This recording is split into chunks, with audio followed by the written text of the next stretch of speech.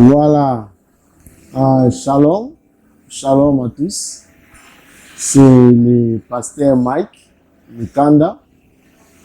Aujourd'hui, c'est le 26 novembre 2021. Voilà.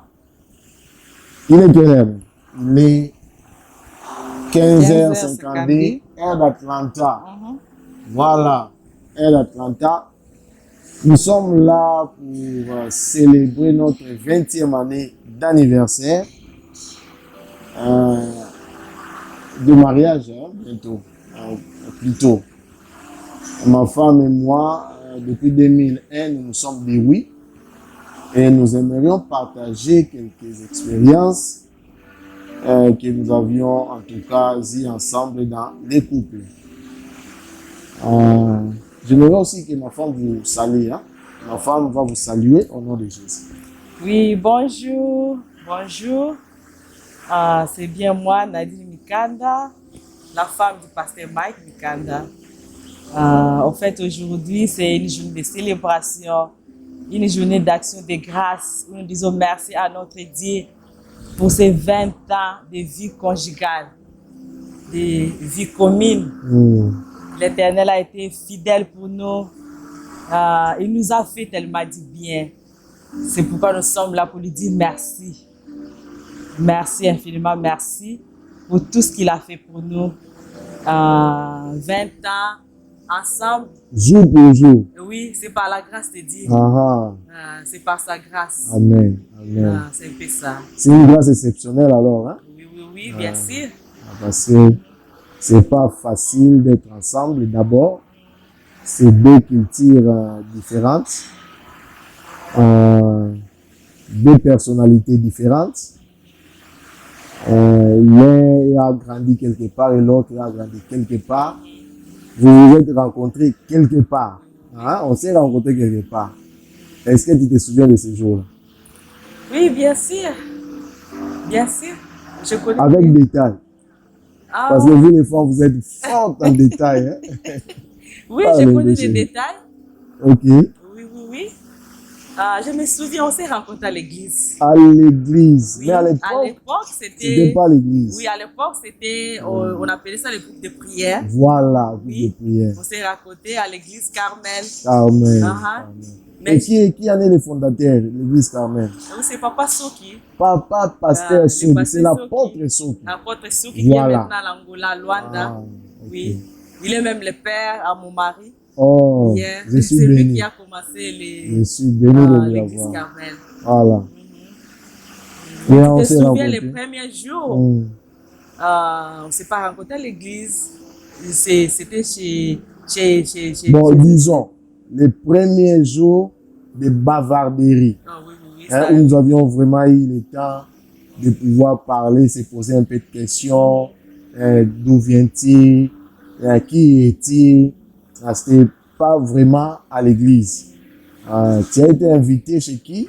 Oui, j'étais invitée chez une sœur, oui. Sœur de l'église. Voilà. En fait, j'étais nouvelle à l'église, Voilà. je ne sais pas si tu te souviens. Ouais. Il y a une amie qui m'avait invitée à un séminaire biblique. Ouais. Donc, quand je suis venue là-bas, quelques semaines après, il y a une sœur de l'église qui m'avait invitée chez elle. Mais apparemment, c'est Maman Tété qui vous avait invité au groupe de prière Carmel. Non, c'était une amie. Une amie? Oui, une amie, oui. Et tu te souviens du nom? Oui, c'est Wivine. Wivine Boulenvou. Wivine Boulenvou. Oui. Je me souviens d'elle. Très, très bien même. Yeah. Et après, quand je suis allée chez la sœur qui m'avait invitée après quelques semaines en tout cas, et là, toi, tu étais aussi là. On s'est rencontrés là, dans la maison de cette sœur. Voilà. Oui, nous nous sommes rencontrés là, je me souviens avoir vu une très belle fille. Mon cœur a battu. Boum. J'ai failli même tomber. Je me suis dit, mais c'est quoi cette affaire? Qu'est-ce qui m'arrive? Est-ce que tu as ressenti la même chose, chérie? Bon, c'était une traction. Une traction. Oui, j'ai senti quelque chose aussi. Mais quelque chose qui m'a beaucoup tiré, pardon. Je crois que c'était ta propreté. J'ai vu un garçon là qui était très propre. Et ce jour-là, tu avais porté les babouches. Wow. Je me souviens bien. Avec tous les détails possibles. Oui, j'avais porté les babouches et j'ai vu tes pieds étaient très propres. J'ai dit, quel est ce garçon-là qui est trop propre comme ça? Et puis, tu avais l'air d'un homme, d'un garçon, d'un jeune homme là, très sérieux, très calme. Donc, ça m'a beaucoup touché. Donc, je suis sérieux, moi. Bien sûr, tu l'as toujours été. Ah. Mais c'est bien, hein? Ça c'est bien là, d'entendre ta femme parler comme ça. Je suis béni, oui. Et lorsque j'ai vu ma femme, comme je venais de vous le dire, quelque chose en tout cas a bougé dans mon sang. Alors, le sang, vous savez que c'est là où habite l'âme de l'homme. Quelque chose a bougé en tout cas. J'ai senti comme si j'avais perdu de l'eau, j'avais perdu du sang, la force c'était parti. Bon, en tout cas, c'était une expérience, je dirais, très très belle, une expérience un peu anormale, une expérience hors du commun. Et je n'avais jamais senti comme ça avant. J'ai vu beaucoup d'autres filles avant ma très chère épouse. J'en ai vu multiples en tout cas, mais je n'ai jamais senti comme cela. Et ça, en tout cas, ça m'a dit qu'il y a quelque chose qui naissait ce jour-là. Alors, est-ce que toi, dans ton cœur, tu avais aussi senti qu'il y avait quelque chose qui était en train de naître? Oui, j'ai senti quelque chose. En fait, comme je venais de dire, premièrement, c'était une attraction. Et après, je crois qu'on s'est fréquenté souvent. Après, tu avais proposé de me donner les affaires-cinéma. Je ne sais pas si tu te souviens. Oui, bien sûr, bien sûr. C'est à partir de là, quand tu venais chez nous à la maison pour me donner ces affaires-cinéma, on a eu le temps de se côtoyer, de parler souvent. Et c'est à partir de là, la connexion a commencé. La connexion divine. La connexion divine, ouais. Vous mangez spirituellement, vous mangez aussi familialement. Hein? Je vous nourris spirituellement et puis je veux aussi nourrir conjugalement. Eh bien, oui, je me souviens très bien lorsque nous nous sommes rencontrés et puis j'ai commencé à te donner des affermissements. J'étais attiré par ton calme. Tu étais vraiment posé et puis je me suis dit, ça c'est une femme de ma vie. La première expérience c'était que j'avais senti dans mon âme, comme je l'avais dit au départ, qu'il y avait une certaine connexion. Mais maintenant j'ai vraiment aimé lorsque j'ai commencé à te côtoyer. J'ai senti que j'étais devant une femme qui était posée. À l'époque, tu étais même mineure. Hein? Hey! Gloire à Dieu. Mais tu étais posé et puis je me disais, je ferais bien de m'approcher encore de cette femme et ça me fera du bien. Voilà. Alors, ça c'était l'introduction pour vraiment vous donner un peu d'appétit dans cette expérience que nous allons partager avec vous dans les minutes qui suivent.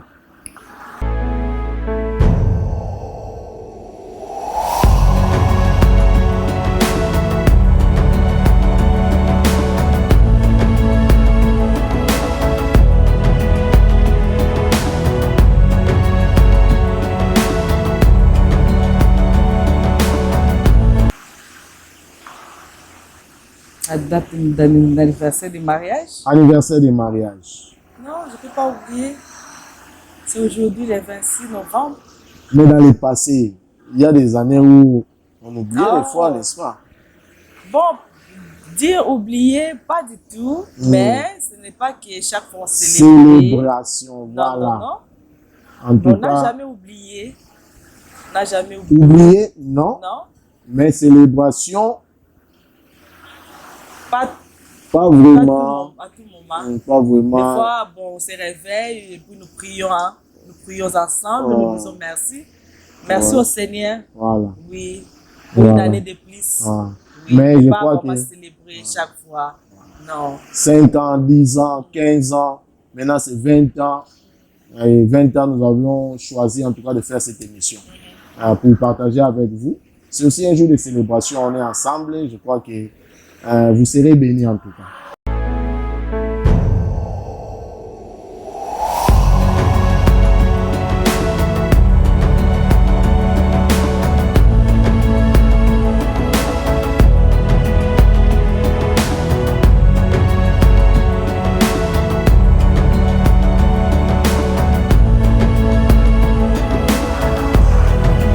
Maman Nadine, Mikanda, est-ce que tu as un secret pour pouvoir maintenir une relation saine dans ta vie conjugale? Moi, je crois avoir aussi un secret, mais j'aimerais d'abord t'écouter, chérie. Oui. Pour maintenir une vie saine,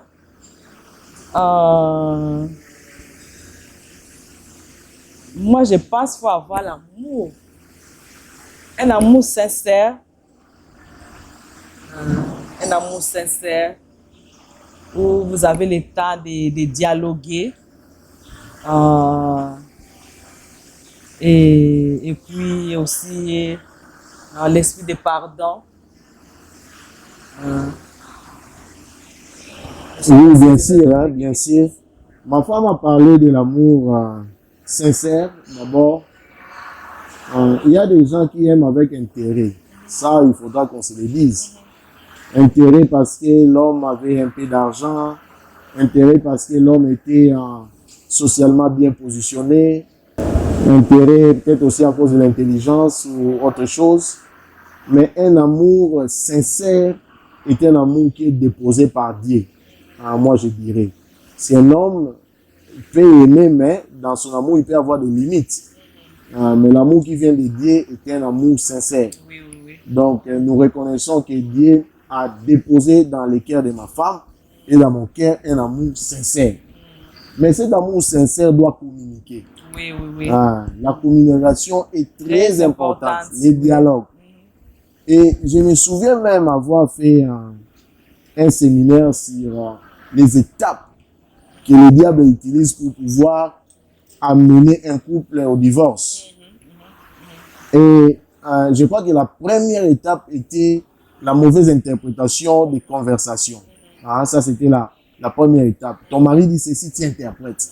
Ta femme dit ceci, tu interprètes. Au lieu de poser la question pour savoir, chérie, qu'est-ce que tu veux réellement dire? Mais tu te fais déjà d'illusions. Oui, parce oui. qu'il a dit ceci, je crois qu'il voulait dire ceci. Et tu réagis par rapport à ça. Mais nous avons en tout cas cette grâce de pouvoir communiquer. Notre amour nous pousse à communiquer. Savoir qu'est-ce que ma femme voulait réellement dire et qu'est-ce que moi, des fois aussi, elle me pose des questions. Qu'est-ce que je voulais réellement dire? Donc, un amour sincère qui communique, un amour sincère qui pardonne. Qui pardonne. Ah, Oui, oui. voilà. Yeah. Bon, d'ailleurs, je me dire, les latins disent errare humanum est. Il revient à l'homme de quoi? D'errer. L'homme, si vous êtes homme, vous allez errer. Oui, oui. Vous allez commettre une erreur. Donc, sachant que vous êtes homme, les prémices de notre pardon doivent être, moi aussi je vais errer. À un certain moment donné, moi aussi je vais pécher, j'aurai besoin du pardon. Pardon. Et alors, connaissant cela, en tout cas, moi j'ai appris à pardonner ma femme. Des fois même lorsqu'elle ne demande pas pardon. Chérie, elle a fait quelque chose, j'ai pas aimé, ma femme n'a pas demandé aussi pardon, mais moi j'ai dit, j'aime ma femme, moi aussi je vais errer un jour, et je la pardonne, la vie continue. Est-ce que toi tu as eu la même expérience? Oui, je pense oui. Oui, nous avons cette facilité de pardonner. Voilà. Que ce soit toi, que ce soit moi, Amen. nous deux, nous pardonnons facilement. Je crois que c'est une grâce. Oui, et avec la connaissance de la parole que nous avons, nous savons que nous devons toujours pardonner pour avancer. Et c'est ce que nous faisons. Donc, en d'autres termes, l'indulgence dans le pardon. Il faudrait être indulgent, prêt à pardonner. À pardonner, oui. Disposé à pardonner. Mais les prémices, n'oubliez pas, c'était que tout être humain peut commettre des erreurs. Oui. Hein, aussi longtemps que vous êtes être humain, vous allez faillir ici, vous allez faillir là-bas. Et alors, pour continuer la marche, il faut pardonner. Il faut pardonner. Voilà. Ça, Donc, c'est c'est un peu ça notre secret. Aussi, dans l'amour, à l'amour, vous devez ajouter la prière.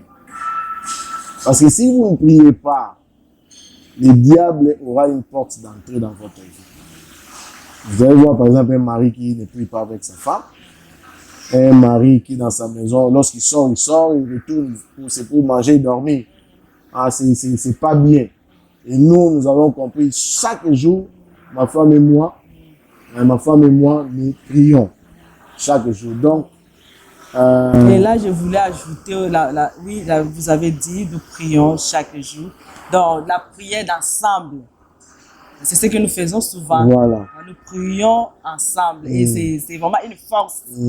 Et je ne sais pas, chérie, si tu te souviens, chaque fois que nous avons des problèmes et que nous nous tenons les mains et nous prions ensemble, en tout cas, Dieu nous exauce toujours. Voilà. Donc, c'est vraiment une force. C'est une force de prier ensemble, mari et femme. Voilà, comme la Bible le dit, hein, les mots d'abord grecs utilisés là-bas, c'est donner des mains. Hein, si deux personnes s'entendent pour demander quelque chose à l'Éternel, il leur donne. Donc, souvent nous avons ce symbolisme de nous tenir la main pour dire que nous agréons. Et j'aime ça. Et des fois, même lorsque je touche ta main, je sens une communication spirituelle qui entre à moi. Ça me donne même l'appétit, hein, de rester avec toi. N'est-ce pas que ça la même chose? Oui. Voilà. Alors,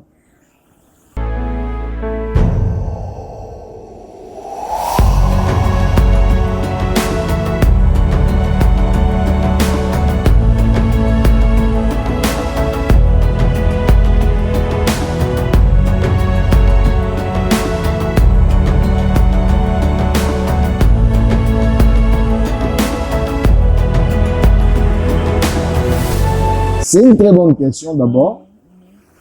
Et moi, je pense que c'est d'abord l'amour que nous avons l'un envers l'autre. Lorsque vous aimez quelqu'un, vous voulez l'entendre. Vous voulez l'entendre. Et le secret, je crois, bon, moi, c'est ce que je ressens. Hein.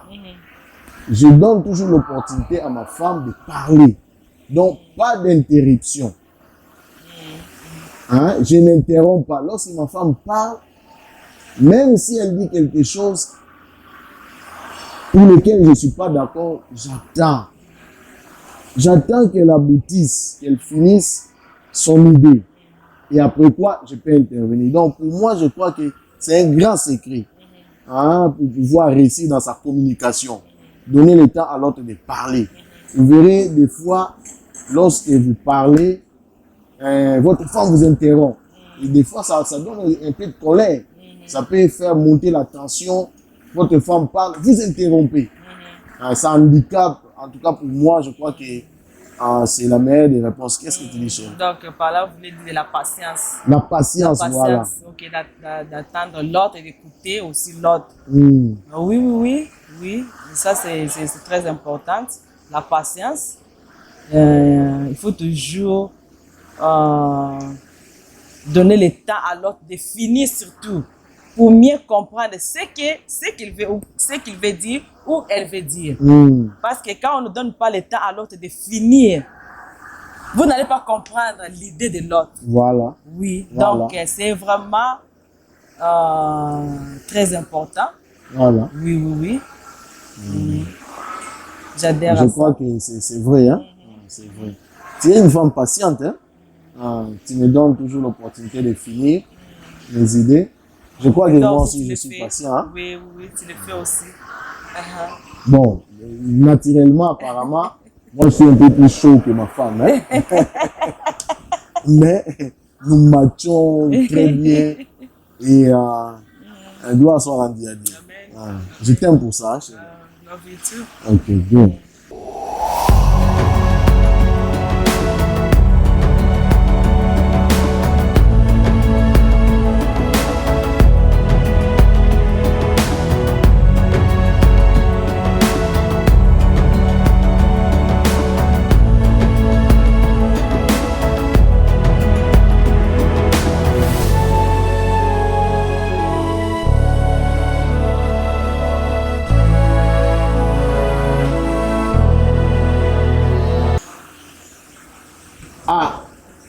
s'il y avait eu un pari, pourriez-vous parier sur vous-même? C'est une très bonne question. Moi, je crois que oui. J'aurais pu parier. Je vais faire un exemple. Si on me disait, par exemple, bon, vous donnez 5 000, l'autre personne donne aussi 5 000. Si vous restez ensemble pendant 20 ans, vous allez prendre les 10 000. À l'époque, 2001, j'aurais pu parier parce que je connaissais que cette femme est la femme de ma vie. Ça, en tout cas, je pouvais parier. Je ne sais pas, ma femme, que dis-tu? Oui, je dirais oui, parce que déjà, j'avais une confiance. Hein. Dès le début, tu m'as aidé donc comment je peux le dire? Tu m'as promis des choses que tu as réalisées, tu as accompli des promesses qui ont fait que je puisse avoir une confiance. Ah, réalisation des promesses. Oui, oui, oui. C'est pourquoi il faut avoir un homme qui est sérieux, qui réalise ses promesses. Ouais, ouais, ok. Oui. Donc moi, j'étais sérieux. Oui, c'était sérieux. Très sérieux même. J'ai réalisé les promesses. Oui. Et ça, oui. Ça a donné une certaine confiance. Ça a donné vraiment une confiance.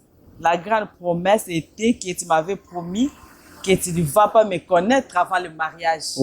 Et tu as accompli cela. Donc ça, déjà, je me suis dit que oui, ça c'est un homme. Même si j'avais des opportunités, je pouvais te connaître. Oui, oui, oui. Mais j'ai dit non. Non, oui. À cause de la crainte de Dieu. Amen. Oui, oui. Ah, donc ça aussi, c'est un élément essentiel hein, qui aide les femmes à comprendre si un homme est sérieux ou pas. Oui, moi je pense oui. Mais que dit-il pour les cas, par exemple, des hommes qui connaissent déjà leurs femmes avant le mariage? Bon. D'autres, je peux dire, c'est l'ignorance. L'ignorance. Et puis aussi la désobéissance à la parole de Dieu. Il y a ceux qui connaissent que c'est un péché, c'est mauvais, mais ils n'arrivent pas à se contenir. Oui, la désobéissance à la parole de Dieu. En d'autres termes, il faut aussi être discipliné sexuellement. Oui, oui, oui. Il faut savoir calmer votre appétit sexuel. Oui, c'est ça. Voilà. Yeah. Et puis des fois aussi, ce n'est pas les hommes, ce n'est pas la faute de l'homme, mais la femme aussi peut pousser l'homme à y aller. Peut-être l'homme aussi pouvait se contenir, mais la femme est vraiment oppressée sexuellement. Je peux dire.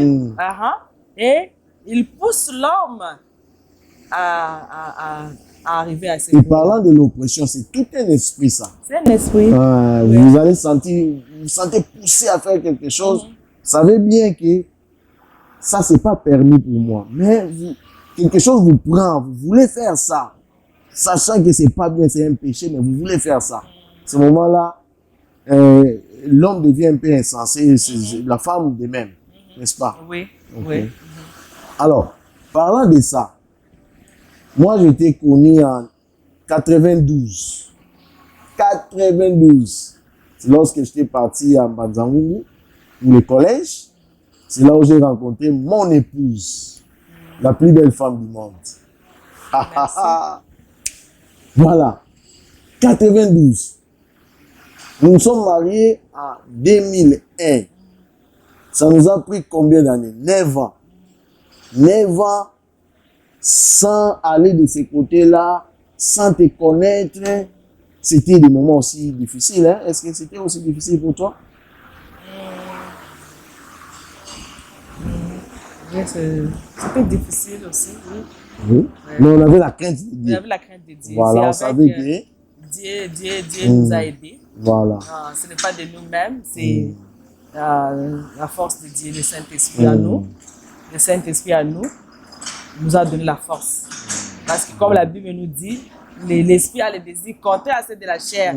Tant que notre chair était faible, mais l'esprit qui habite en nous dominait. Et on lui a donné aussi l'accès de dominer sur nous. Amen. Oui, c'est un peu ça.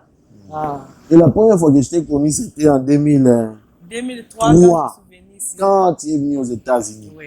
pour l'activité tout mignonne là. I love you. Love you too.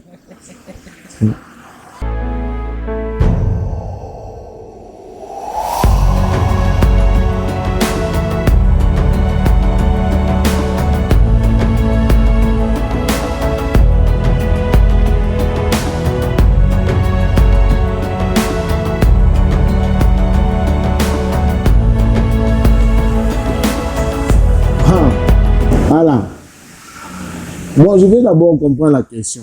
La question dit, quel conseil donneriez-vous à votre jeune marié si vous pouviez le prendre à part? En d'autres termes, vous me faites reculer dans le temps.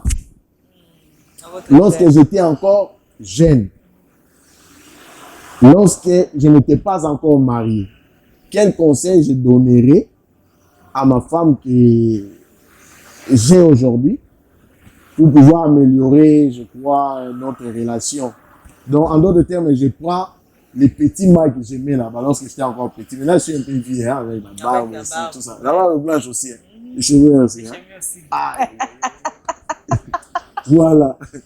Quel conseil je donnerais au petit Mike?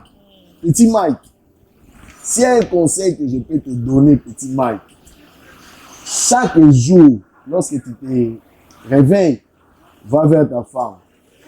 Dis à ta femme que tu l'aimes. Chaque jour. Et fais ça chaque jour. N'oublie même pas un jour. Chaque jour. Tu vas renforcer ton amour envers ta femme. Avant de sortir, si tu en as l'occasion aussi, si tu as un peu d'argent, chaque jour, achète une petite fleur rose, mets sur la tête du lit de ta femme. Ça va t'aider. Je crois que toi, tu feras la même chose. Je pense, oui.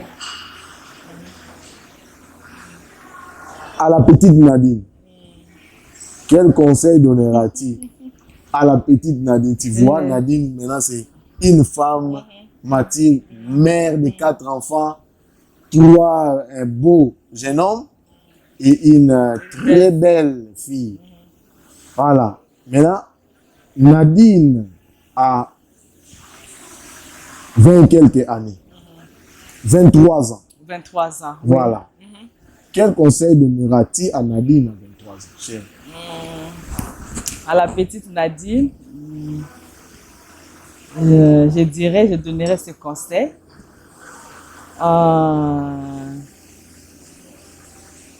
De faire les éloges à son mari. Ah, oui. Hein? J'ai compris qu'avant, je ne faisais pas trop des éloges à mon mari. Tant que mon mari a toujours été un homme responsable. Il travaille dur pour moi, même à l'époque où je n'avais pas encore des enfants, mais il travaille toujours dur pour moi. Et maintenant que nous avons des enfants, il travaille dur pour notre maison, pour notre famille. Mais avant, je ne donnais pas trop des éloges. Lui dire à tout moment merci chérie, je l'ai fait. Mais avant, je ne le faisais pas trop. Lui dire toujours merci chérie pour tout ce que tu fais. Je crois que c'est très important. Les éloges. Les éloges. Ça encourage. Ça encourage, même moi, ça m'encourage. Oui, je me sens en tout cas plus à l'aise avec les éloges. Ça m'encourage vraiment beaucoup. Merci beaucoup. Donc, parlant des éloges, même nous les hommes, nous devons apprendre à faire des éloges à nos femmes. Leur dire, ma femme, j'apprécie vraiment, tu te réveilles très tôt le matin, tu prépares pour moi, je mange. Il y a des hommes aussi. Bon, je n'aimerais pas vraiment parler d'autres hommes, mais je vais ouvrir une parenthèse, qui après avoir mangé ne disent même pas merci. Merci chérie à leur femme. Ils mangent, ils finissent, c'en est fini. Ils n'enlèvent même pas les assiettes, ce sont des chefs. Est-ce que moi je le fais? J'enlève les assiettes? Oui, tu le fais. Est-ce que je le fais parfaitement? Oui. Merci pour ça. Donc les éloges, je crois que ça va de deux côtés. De deux côtés, oui, de deux côtés. Donc nous vous conseillons en tout cas de faire des éloges à vos partenaires. Ça donne une certaine motivation qui permet à l'autre de faire mieux. Et je crois que si nous le faisons, nous allons construire un couple solide, Oui, oui, un couple assis. oui, Et je crois même le Seigneur se réjouit de ça. oui, bien sûr. Dire merci. Oui, bien sûr. Je me souviens même d'une histoire dans la Bible. Jésus a guéri 10 lépreux. Et apparemment, ces lépreux-là, apparemment, selon les commentateurs, parmi les 10, il y avait un Samaritain. Les 9 autres étaient des Juifs. Mais Jésus, lorsqu'il les a guéris, ils sont partis. Jésus leur a dit, allez vous présenter auprès des sacrificateurs. Allant vers les sacrificateurs, à mi-chemin, ils se sont vus guéris. Ils ont eu maintenant une peau douce. L'un d'eux, qui était un Samaritain, a dit, je vais repartir là-bas pour remercier le Seigneur de m'avoir guéri. Les 9 autres sont partis. Mais lorsque celui-là est revenu, Jésus s'est étonné. Il a dit, ah, est-ce que vous n'étiez pas au nombre de 10? Les Samaritains ont dit oui. Mais où sont les autres? Et Jésus a ajouté un mot qui, jusqu'aujourd'hui, me pousse toujours à dire merci, même pour des petites choses. Il a dit à ces Samaritains, va, ta foi t'a sauvé. Mais eux tous, ils étaient guéris. En d'autres termes, Jésus leur avait donné aussi les salis dans leur chair. Charnellement, ils étaient guéris. Mais lorsque celui-là revient, Jésus lui dit, va, ta foi t'a sauvé. En d'autres termes, Jésus lui donne plus que la guérison. La stabilité financière, la stabilité du mariage. Mais les autres n'ont reçu que la guérison de leur corps. Ouais. Donc, ils avaient une guérison partielle. Alors, les mots utilisés là-bas, je me souviens, mais c'est le mot sozo. Le mot sozo qui veut dire, vous êtes en parfaite santé, parfaite communion, parfaite relation financière. Tout va bien avec vous. Même la santé, tout va bien. Donc, il faut toujours dire merci à Dieu. Parce que non pas seulement vous aurez une partie de la bénédiction, mais vous aurez la totalité de la bénédiction. Voilà. Et je crois que nous disons toujours merci à Dieu.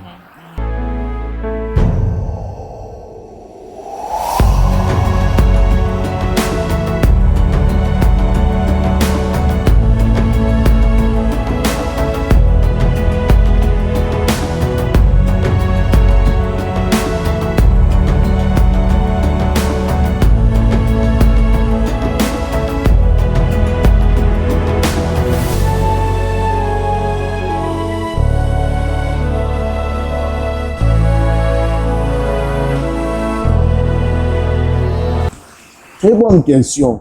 Je n'avais pas pensé à cette question. Influence de Maman Nadine. Ah, Maman Nadine m'a beaucoup influencé dans la patience et la prudence. Patience et prudence. Des fois, lorsque je prie, je dis, ah Seigneur, mais pourquoi ça tarde? Ma femme me dit toujours, sois patient, chérie. Tu viens juste de prier. Tu as semé, il y aura un temps d'attente avant la récolte. Et ma femme me rappelle toujours ça. Donc j'ai appris ça avec ma femme. La deuxième des choses que moi j'ai appris avec ma femme, c'est, comme je l'avais dit, la prudence. J'étais un homme, dirais-je, imprudent. En d'autres termes, lorsque j'aimais quelqu'un, j'allais comme ça, vite, vite. Sans poser la question à l'homme, d'où vient-il, qu'est-ce qu'il fait. Mais si j'aime la personne, je vais. Sans même me poser aussi beaucoup de questions. Alors, mais avec elle, elle m'a toujours dit, fais attention. Il faut d'abord commencer à savoir les intentions de ces gens-là qui vous approchent. Et donner un peu de temps. Parce que vous allez vite, vite à la maison. Donc là, en tout cas, je dis que j'ai été influencé par ma femme à mûrir la patience, si j'en avais aussi, à mûrir ça un peu, et puis à mûrir la prudence. Ça, en tout cas, je le reconnais. Oui, est-ce qu'il en est de même pour toi? Oui, ce que moi j'ai appris de toi, en fait, c'est l'esprit de l'excellence. Mon mari a toujours été, il fait les choses d'une manière excellente. Il veut que les choses soient excellentes. Donc, il a l'esprit d'excellence. Tout ce qu'il fait, il veut que ça soit bien. Il veut faire les choses d'une bonne manière. Donc, que ça soit bien, que ça soit bien présenté, que ça soit bien fait. C'est ce que toi tu es. Tu as cet esprit d'excellence. Et moi, j'ai appris ça de toi. Tu es quelqu'un qui ne veut pas faire les brillants. Tu ne veux pas que tu puisses faire quelque chose en entendant. Non, tu ne fais pas les brouillons. Quand tu veux faire quelque chose, tu veux que ça soit bien fait. Et ça, j'aime bien. Et j'ai appris ça de toi. Ah, mais c'est bien d'entendre ça de sa femme, hein? L'excellence. L'excellence. Et puis la deuxième des choses, tu es vrai. Tu es un homme qui est vrai. Donc, par là, je pourrais dire que tu aimes dire la vérité. Quand il y a quelque chose que tu n'aimes pas, tu le dis. Tu n'es pas hypocrite. Parce qu'il y a des gens où quand ils voient quelque chose qu'ils ne aiment pas, mais c'est difficile de dire ça, de dire la vérité. Peut-être tu as peur, ça va choquer l'autre, ça va faire du mal. Mais toi, tu n'es pas ainsi. S'il y a moyen de dire la vérité, tu dis la vérité. Mais ce qui est bien, tu le dis avec sagesse. Et ça, j'aime aussi. J'aime bien. Ah, mais c'est bien d'entendre ça de toi. Hein. Je suis aimé. Hein. Je suis vrai. Tu es vrai. Tu es vrai. Et tu m'aimes pour ça. Oui. Jusqu'à donner ta vie pour moi.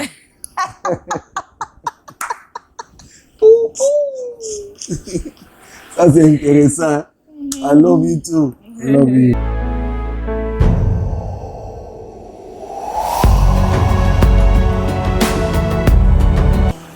Bon, ça, c'est une question excellente. Y a-t-il des couples que vous admirez? En tout cas, franchement, les premiers couples que moi j'admire, c'est le couple apostolique Soki Ernest. Toi aussi tu es d'accord, hein? Oui, bien sûr. Oui. C'est notre premier modèle. Voilà. C'est un couple exemplaire pour nous. Oui, vraiment. Oui, lorsque je parle du couple apostolique Soki Ernest, c'est mon père, en fait. C'est mon père, non pas seulement biologique, mais aussi mon père spirituel. C'est au travers de lui que j'ai connu le Seigneur. Qu'est-ce que j'ai remarqué dans ce couple? Un amour vrai. Hein? Depuis que je suis né, je n'ai jamais vu mon père crier sur ma maman. Je n'ai jamais vu mon père se fâcher sur ma maman. Je vous dis la vérité, je n'ai jamais vu cela. Même soupçonner que papa n'est pas content avec maman, je n'ai jamais vu ça.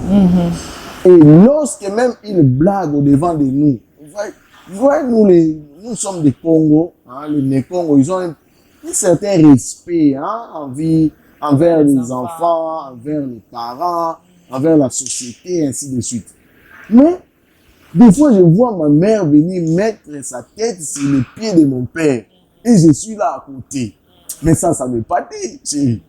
Hein? Ça me pâtait. Ah, je me disais, mais ça, c'est pas vrai. Une maman né Congo va mettre sa tête sur les pieds de son mari, comme ça, devant des enfants.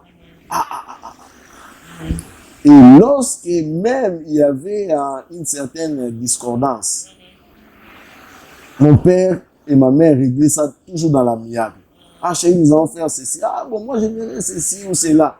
Mais, ils vont toujours parvenir à une conclusion. Je dirais même une compromission. Quelqu'un doit toujours compromettre. Parlant de ça, est-ce que la compromission aide les couples? Oui, ça aide beaucoup. Ça aide beaucoup. Oui.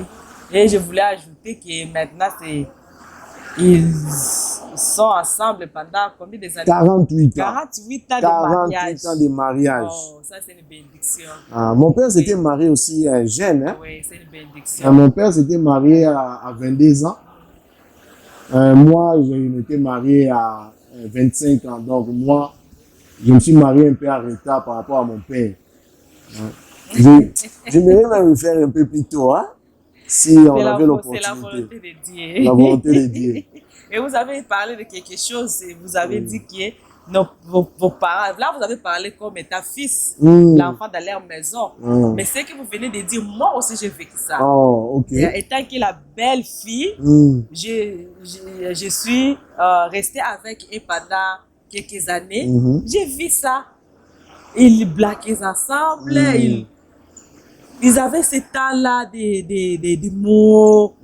Là, j'ai beaucoup aimé. Ils se donnaient même des baisers. Oh, même, oui, je crois au devant des enfants. Et des fois même à l'église. À l'église même. Hein? Ça aide. Hein? Devant tout le monde, oui. Wow. Yeah. Nous autres, bien qu'ils sont déjà âgés, mais vous pouvez lire ça, que leur amour est vrai. Ah oui, moi je me souviens à plusieurs reprises, mon père baisait ma maman au devant de moi. J'étais là et puis ça ne lui disait rien. Ouais. Est-ce que moi je fais aussi la même chose? Oui, vous faites ça. Ouais. Et toi tu fais la même chose? Je pense, hein. Il faut faire ça bien. Et quand il faut faire ça, il faut très bien le faire. Voilà, vous faites ça et je suis béni de vous avoir. Je dirais en tout cas moi, merci à Dieu. Merci à Dieu pour ces 20 ans d'ensemble avec ma femme. C'était des années de bénédiction. Amen.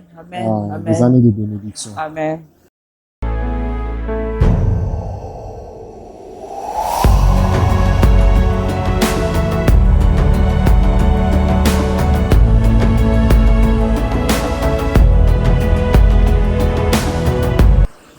Oui, est-ce que chérie, tu peux commencer ici? Mes activités préférées. La première chose, je peux dire la prière. Hein? La prière. Ça, nous avons toujours eu le temps de prier ensemble. Ouais. Ça, c'est une activité primordiale, je dirais même. Hein, ça chapeaute tout. La primauté de tout. Nous aimons prier ensemble. Que je sois fatigué, que ma femme soit fatiguée, même si je dors, elle va me réveiller. Nous prions avant de dormir. Et lorsqu'on se réveille, on prie ensemble. Ça, pour moi, c'est la meilleure des choses. Qu'un homme même peut demander de sa femme ou une femme peut demander de son homme. La prière. En d'autres termes, la dépendance à Dieu. Nous dépendons à Dieu pour notre quotidien, notre vécu de chaque jour. Et ça, c'est une première activité. Deuxième activité que nous aimons faire ensemble, c'est sortir avec les enfants. Je ne sais pas si toi aussi tu as mis ça en termes de priorité. Prière, après les enfants. Oui, le temps de la famille. Le temps de la famille. Nous sortons avec les enfants. Et des fois, nous voyageons. Oui, le temps de vacances. Où nous laissons notre maison pour aller quelque part. Ça fait du bien. Sortir de notre chambre. Oui, aller voir une autre chambre. Sortir de notre maison. Aller vivre dans une autre maison. Ça donne encore un engouement nouveau au couple. Donc, nous faisons ça. Ces deux activités-là, je crois, sont les majeures. Les majeures activités. Est-ce qu'il y en a d'autres que nous faisons ensemble? Je crois, oui, ce sont les deux majeures. D'autres activités que nous faisons ensemble, de temps à autre, nous aimons sortir ensemble lorsque nous sommes invités. Beaucoup de couples ont du mal à sortir ensemble. Lorsque le mari ou la femme est invité, vous allez voir, c'est seulement le mari qui se présente, la femme n'est toujours pas là. Ça aussi, ça expose votre couple les gens peuvent commencer même à soi-disant dire, mais est-ce qu'il y a quelque chose qui ne va pas? Ou même vous exposez vous-même aussi. Oui. Parce que chaque fois que la femme n'est pas là, l'homme va aussi voir d'autres femmes là-bas, qui vont peut-être parler très bien avec lui et qui peut susciter d'autres choses. Je me souviens même des... Souvent d'ailleurs, même l'homme est beaucoup plus tenté lorsqu'il n'y a pas sa femme. Est-ce que tu te souviens de Judas? Judas a laissé sa famille, il est sorti. Lorsqu'il est sorti là-bas, il a vu une fille au coin de la rue. Et il voulait aller après cette fille-là. Et la fille lui a dit, si tu veux aller après moi, donne-moi un gage. Donne-moi ceci, c'est là. 3 choses, elle avait demandé. Oh, la fille était Tamar. Tamar, la femme de son fils qui venait de mourir. Judas va coucher avec, voilà, la femme, la femme de sa belle-fille. Voilà. Et nous savons tous que c'est là, genre dedans. Moi, je conseillerais toujours au couple de sortir ensemble. Moi-même, je me sens mal à l'aise lorsque je sors seul. Parce qu'on est toujours, les gens sont habitués à me voir avec maman Nadine à mes côtés. Ça me fait du bien. Et souvent, nous les faisons, nous allons toujours ensemble. Ce sont des cas rares où je sors seul. Oui. Et l'autre chose aussi, d'aller ensemble à l'église. Il y a des couples où l'homme reste à la maison, la femme va à l'église seule. Ou bien les parents vont à l'église, leurs enfants restent à la maison. Nous, vraiment, par la grâce de chaque dimanche, nous allons à l'église avec nos enfants. Voilà. Avec nos enfants, nous allons à l'église avec eux. Et c'est une bonne chose. C'est une bonne chose. Et moi, je dirais même que l'Éternel veut voir les couples aller à l'église ensemble. Oui. Et je préciserai, j'irai même loin pour dire que l'Éternel veut les voir avoir une même doctrine.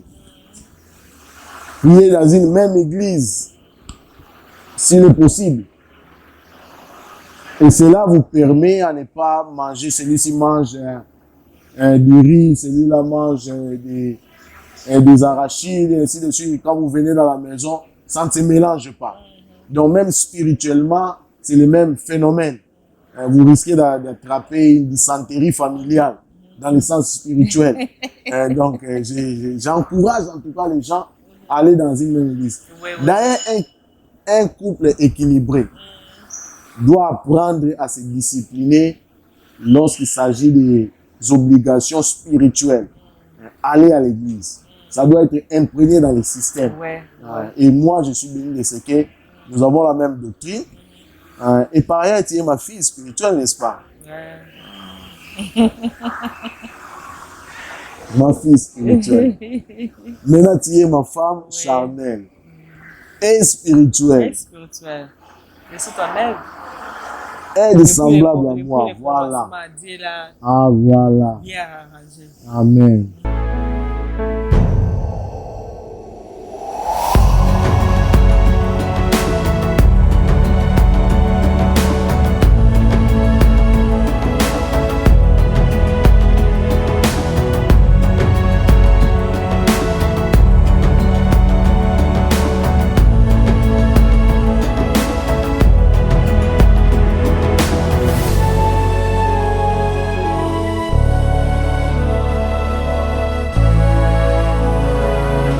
On a des enfants, on devient plus responsable. Hein? Donc, on devient plus responsable, on a plus d'obligations. Et je pense même la vie quotidienne d'un couple change quand ils ont des enfants. Leur vie change totalement. Moi, je voulais ajouter ici, dans ce sens, la Bible dit que tout don excellent vient d'en haut. Les enfants sont des bénédictions qui viennent de l'Éternel. Le couple ne s'établit pas par rapport aux enfants, d'abord. Il doit y avoir un amour. Parce que les enfants, ils viennent, ils vont partir à un moment donné. Vous avez commencé à D. Ils viennent aussi au temps de Dieu. Voilà. Vous avez commencé à D.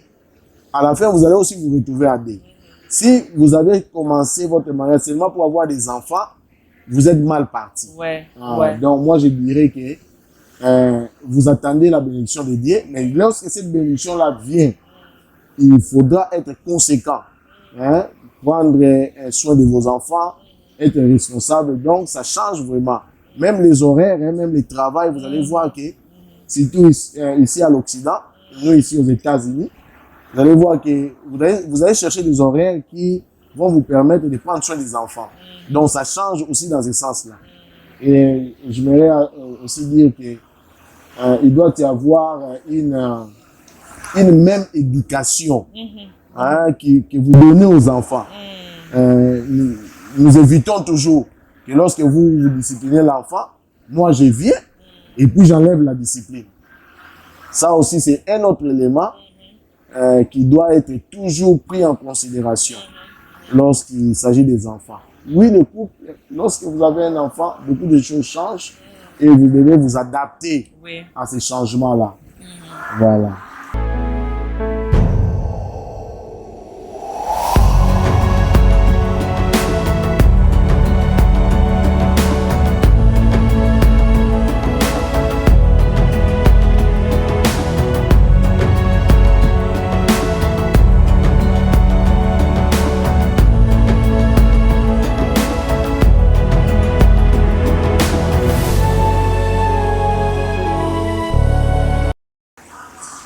Très bonne question, très bonne question. Oui, nous sommes en tout cas d'accord dans les gros problèmes. Moi, je dirais oui. Surtout, un autre gros problème ici en Occident, c'est l'argent. Et là, nous nous mettons toujours d'accord. D'ailleurs, moi, je ne gère vraiment pas l'argent de la maison. Mais si j'ai $1, ma femme sait où est ces $1 là. Yeah. Elle sait. Si je peux sortir, mourir, et puis, eh ben, si ma femme ne savait pas que j'avais un peu d'argent ici, la banque restera avec cet argent.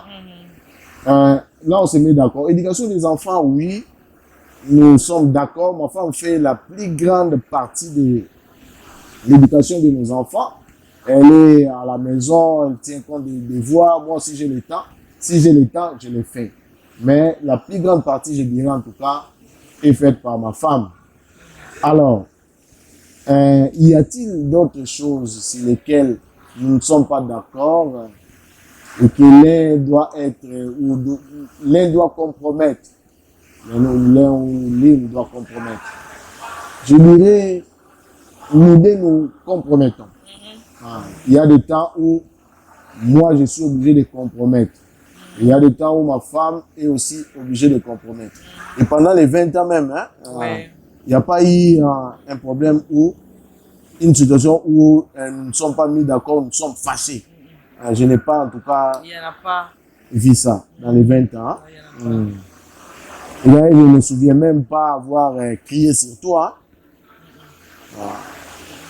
Bon, parce que je n'avais pas vu ça chez mon père. Mon père n'a jamais crié sur ma mère. Mon père n'a jamais tapé ma mère. D'ailleurs, taper là, hein, c'est le langage des faibles, en fait.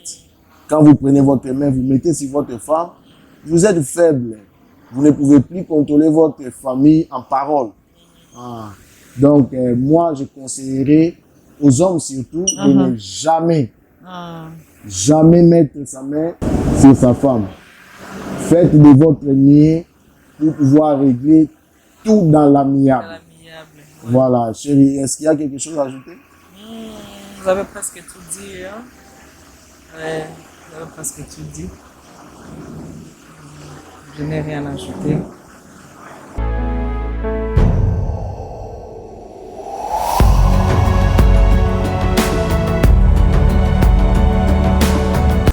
Intimité sexuelle. C'est vraiment un sujet colossal. Un sujet de grande envergure. Je ne sais pas si j'aurai vraiment le temps d'aborder. Ça demande toute une session, toute une thérapie pour ceux qui auront qui seront demain mariés. La première chose que moi j'aimerais dire que Dieu se réjouit de ça. Hein? Dieu aime le sexe. Lorsqu'un homme s'accouple avec sa femme dans les mariages. Surtout ça. Pas à l'extérieur du mariage. Dans les mariages. Dieu se réjouit, il est content. Parce que c'est lui-même, d'ailleurs, qui avait dit qu'il n'était pas bon que l'homme soit seul. Hein, l'homme voyait les animaux s'accoupler, ainsi de suite, et lui était au complet, mais il n'y avait pas quelqu'un avec qui s'accoupler. Ou quelqu'un, pour être bien précis, avec qui s'accoupler. Voilà. C'est une bonne chose, sexuellement. Maintenant, lorsque vous vous engagez à faire ça, il faut très bien le faire. Désirez même de très bien le faire. Posez même la question à votre femme, si vous avez l'opportunité. Chérie, es-tu satisfaite?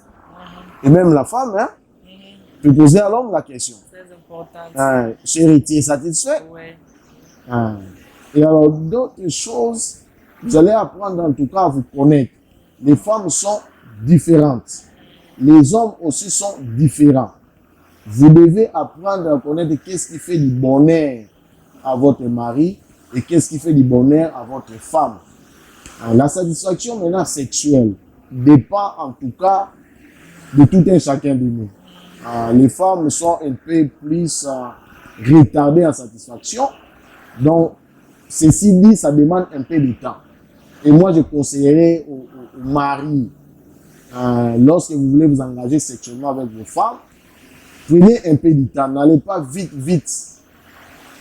Prenez un peu de temps. Rassurez-vous que votre femme est maintenant capable de vous recevoir. Maintenant est prête de vous recevoir. Si vous allez vite, alors c'est vous qui serez satisfait, mais votre femme ne sera pas satisfaite. Je crois que j'ai bien dit, n'est-ce pas? Oui. Est-ce qu'il y a quelque chose à ajouter, chérie? Oui, je voulais ajouter. Je voulais vraiment dire que ce n'est pas un sujet tabou. Voilà. Le couple, ce n'est pas un sujet tabou. Le couple doivent parler de ça. Ils doivent parler de ça parce que c'est très important. Et ce que je voulais ajouter, c'est par rapport aux femmes. Il y a beaucoup de femmes qui n'ont pas cette facilité de dire à leur mari qui ne sont pas satisfaites. Il y a des femmes qui ne peuvent pas dire à leur mari, oh, c'est mauvais. Quand la femme n'est pas satisfaite, il faut toujours approcher ton mari et lui dire que tu n'es pas satisfaite. Comme ça, le mari va s'arranger, va bien connaître le corps de sa femme et puis connaître là où il faut toucher pour que la femme soit satisfaite. Voilà. Donc, il faut en parler. Parce que quand on n'en parle pas, il y a beaucoup de conséquences. Donc, il faut vraiment en parler. Comme vous avez dit, c'est bien de demander à l'autre, est-ce que ça va? Est-ce que tu es satisfait? Ou à l'homme de demander à sa femme, est-ce que tu es satisfaite? Est-ce que c'est bon? En fait, tous les jours aussi, ça ne sera pas tout le temps que ça soit être chaque jour bien, mais quand même, il faut en parler. Oui. Et moi, parce que des fois aussi, bon, vous deux, vous étiez fatigués et que ça n'a pas été, mais c'est pas grave. Mais maintenant, quand c'est répétitif, là, il faut... C'est un problème. C'est un problème. Et aujourd'hui, dans ce monde, il y a des solutions pour toutes choses, n'est-ce pas? Et puis, n'ayez pas honte d'aller voir quelqu'un pour poser la question, hey, ici, je ne fonctionne pas bien, qu'est-ce que je peux faire? N'ayez pas en tout cas honte. Moi, d'ailleurs, je conseillerais aux gens d'aimer ça. Et il y a une autre chose. S'il n'y a pas une fréquence sexuelle dans votre couple, les jours que vous vous engagez à faire ça, souvent les hommes, bon, je ne veux pas dire le mot vraiment approprié à ce terme, mais souvent les hommes n'arrivent pas à satisfaire les femmes parce qu'il n'y a pas de fréquence. Mais plus vous faites ça, plus l'homme, le corps de l'homme s'habitue au corps de sa femme. Et puis vous allez voir que vous allez commencer à accroître votre intimité. En d'autres termes, je voulais dire que vous ne pouvez pas passer une semaine comme ça. Les femmes, surtout les femmes. Bon, ma femme, elle est, en tout cas, dans ce sens-là, elle m'a béni. Moi, je suis béni. Ça, j'aimerais vraiment vous dire que je suis béni, ma femme. Lorsque j'ai besoin, elle est toujours là pour moi. Et je voudrais aussi conseiller aux autres femmes, vous qui trompez même les maris, vous dites, ah, je suis malade, je suis fatigué, je suis ceci, je suis cela, je ne peux pas faire. Vous créez une certaine frustration dans la vie de l'homme. Pour l'homme, c'est un besoin qui doit être satisfait. Et si c'est satisfait dans le quotidien, c'est mieux. Si ce n'est pas satisfait dans le quotidien, en tout cas, faites ça surtout. Et lorsque vous le faites, faites ça très bien, dans le but de satisfaire l'autre. Donc, je crois que c'est tout ce qu'on peut dire en ce sens-là. Oui, mais en parlant de ça aussi, il y a aussi des temps où réellement la femme est fatiguée, peut-être à cause de divers travaux, il a trop travaillé au boulot, il fait les overtime, dans les heures supplémentaires. Et quand il vient à la maison, il doit encore travailler, prendre soin des enfants et préparer tout. Donc, et des fois, la femme se retrouve qu'elle est vraiment fatiguée. Mais dans ce cas-là, moi, je conseille aux femmes de parler avec ton mari. Quand ton mari a besoin de toi et que tu es réellement fatigué, il faut dire à ton homme que chérie, vraiment, pardon. Aujourd'hui, je suis fatiguée. Mais que ça ne soit pas chaque jour. Que ça ne soit pas chaque jour. Que chaque jour, toi, tu as toujours été fatigué. Quand l'homme a besoin de toi, tu n'es pas disponible. Ça, ce n'est pas bien. Mais quand c'est vrai que tu es fatigué, il faut parler à ton mari avec respect, avec amour. Lui dire que chérie, vraiment, pardon, je suis fatiguée aujourd'hui. Mais je vais faire un effort d'être en forme pour toi. Et j'ai conseillé aux femmes de ne pas faire les overtime. N'allez pas trop travailler au boulot, dans votre boulot, vous travaillez trop, vous faites des overtime. Et maintenant, quand vous allez arriver à la maison, vous ne pouvez pas satisfaire votre mari. Ça, ce n'est pas bon. C'est bien à la femme de travailler, de faire 8 heures et vous rentrez chez vous parce qu'à la maison, il y a aussi d'autres travaux. Vous devez préparer, vous devez prendre soin des enfants. Voilà. Donc, ne vous fatiguez, ne fatiguez pas votre corps là dehors parce que votre mari sera aussi besoin de vous. Donc, c'est un peu ça. Il y a aussi un autre conseil, je crois, pour les femmes qui reviennent du travail. Si elles peuvent dormir, ne fût-ce qu'une heure, 2 heures du temps, avant. Oui, dormir un peu, se reposer avant. Avant d'aller au lit. Oui. Ça va les rafraîchir. Oui, ça leur donner un peu de force. Oui. Et d'ailleurs, moi, je le fais des fois. Oui. Je viens du travail, mais je me repose un peu. Oui, ça parce fait que la nuit, il faut faire un travail. Ouais. Ah oui, hein? Un bon travail alors.